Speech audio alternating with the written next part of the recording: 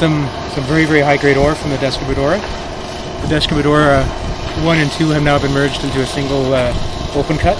And we have an example of high-grade copper mineralization that's coming from it. You can see some of the lower-grade copper material, very high-grade inclusions of calcite rinds and some of the calcite intrusions. Relatively lower-grade material that visually estimated to be about 20%. Calcite, if I recall correctly, is around 78% copper content.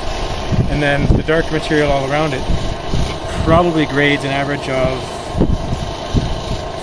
40%, 30-40%. So this single sample is a very, very high-grade sample of the ore from the Descubradora. And the piles you see behind me all represent ore from the Descubradora. So it's quite a rich vein.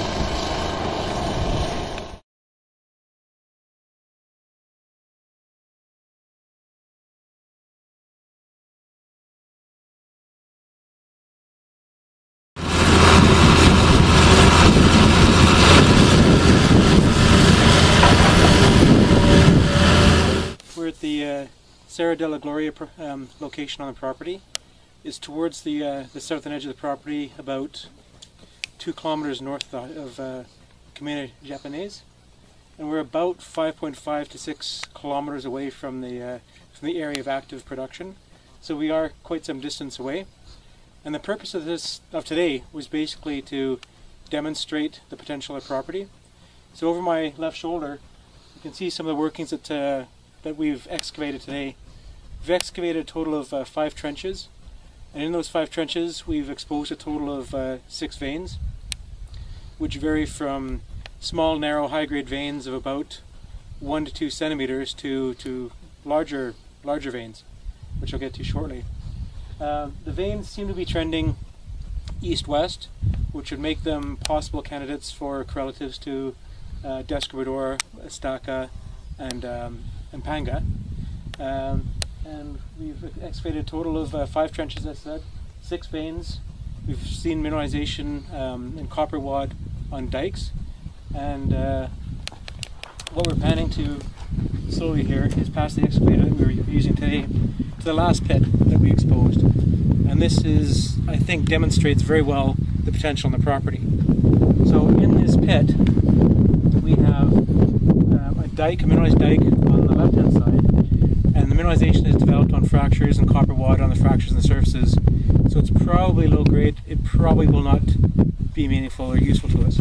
However, in the center is this very thick iron oxide zone.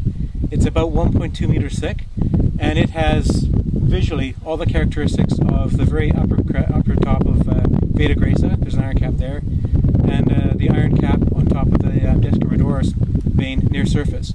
With the copper mineralization has leached out of the vein. The iron in the vein has oxidized into this iron oxide. So from what we can determine here, and based on analogs further to the north on the property, this is probably a mineralized vein within 10 meters of surface. So within 10 meters we would expect this to transition from this completely iron oxide weathered vein into high-grade material. And then finally, on the right-hand side, you're seeing hints of green, part of which are in the shade, part of which are in the sun, which is another mineralized vein. It's about 40 centimeters thick, so it's a thinner one, but visually the grade, Gunter estimated the grade to be about 20%. So again, another meaningful vein in a newly exposed trench on the Algarrobo property.